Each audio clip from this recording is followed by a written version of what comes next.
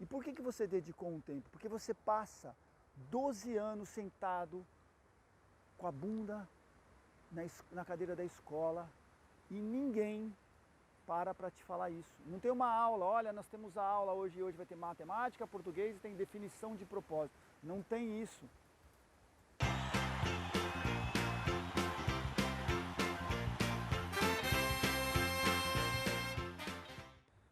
Bom, galera, a importância do propósito nesse momento, nessa fase da adolescência e da juventude, o propósito, na verdade, o significado que a gente está falando de propósito, ele serve como um norte, uma referência, como um direcionador, né?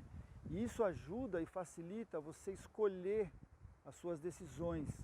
Você consegue entender se isso faz sentido ou não faz sentido com a sua vida.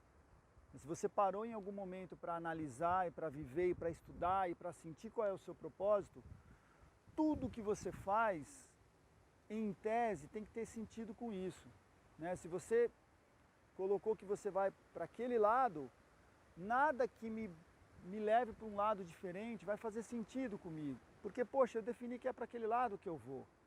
E isso consegue me dar uma habilidade de escolher melhor, de decidir melhor as coisas que eu estou fazendo. Isso não tem nada a ver com diversão, se eu vou me divertir, se eu vou... Não! Não é isso. Como eu falei já, nós não estamos falando disso, nós estamos falando de ter um norte, de ter um significado para aquilo que você está fazendo e conectar isso com o seu futuro, né? Então, quando o propósito ele nos funciona como uma bússola, ele nos leva, ele nos conduz, essa força do significado, esse entusiasmo que me leva, ele me leva para esse lugar que em algum momento eu defini que mas pode ser que eu mude esse lugar. Claro que pode ser que você mude esse lugar, ninguém está falando que esse lugar... Mas nesse momento eu parei, eu dediquei um tempo.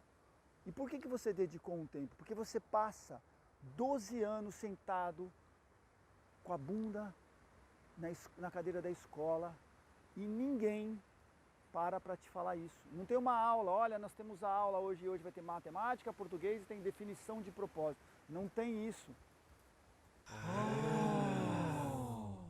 Você vai chegar no final, você chegou no final do ensino médio, e se você teve a sorte de ter um professor muito legal, ou professores muito legais, que viveram um processo de definição de propósito, eles vão te ajudar. Mas raramente, pela experiência que a gente tem, os professores estão brifados para isso. Eles têm que passar um conteúdo. Quando muito, no meio desse conteúdo, pode se falar alguma coisa, mas não é algo que você pode esperar que vai vir da escola. Talvez viesse do seu pai ou da sua mãe, se ele tivesse tempo de conversar disso com você, ou se você quisesse falar com ele sobre isso, porque muitas vezes adolescente é aquela coisa, né? Jovem é aquela coisa. Chega no momento em que, pai, né, a gente conversa, mas não conversa muito, a gente consegue dar muita atenção porque eu tenho que sair, porque eu tenho que jogar bola, porque eu tenho que ir para natação, porque eu tenho que fazer isso. Muitas vezes o pai também não consegue fazer isso, a mãe não consegue fazer isso. É a vida. Então agora, por isso que a gente fala, cabe a você. E esse programa, ele quer... O mais importante de você definir o propósito, cara, é você saber que você precisa olhar para isso. Esse é o mais importante. Não é simplesmente, eu tenho que definir, eu tenho que olhar para isso. Eu tenho que parar em algum momento.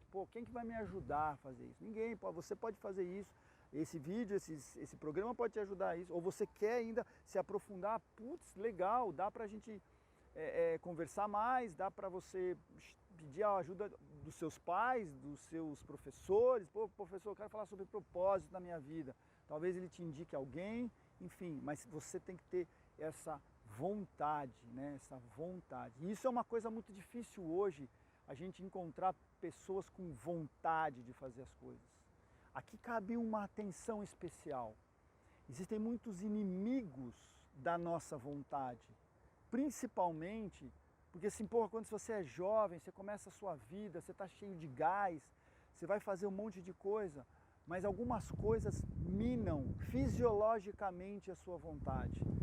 Fumar é uma delas. me perdoem quem fuma, mas assim, eu fumei na minha vida e eu vivi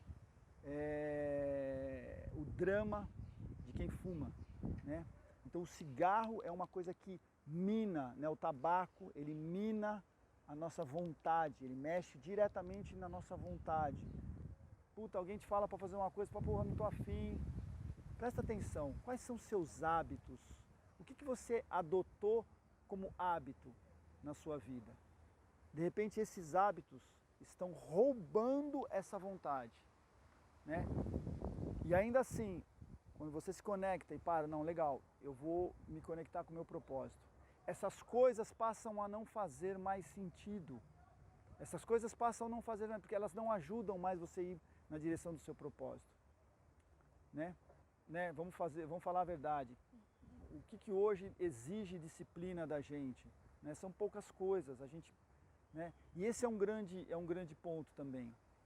O propósito está baseado num sentido de convicção daquilo que realmente você quer. Eu quero isso. Isso te dá força para fazer aquilo que você disse que ia fazer. Isso é disciplina.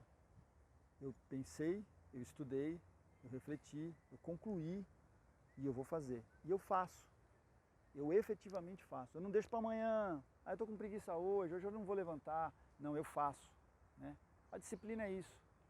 É você colocar o comprometimento pessoal, não porque alguém vai te cobrar uma prova, não porque alguém vai te perguntar se você fez, não porque alguém vai encher teu saco. Não.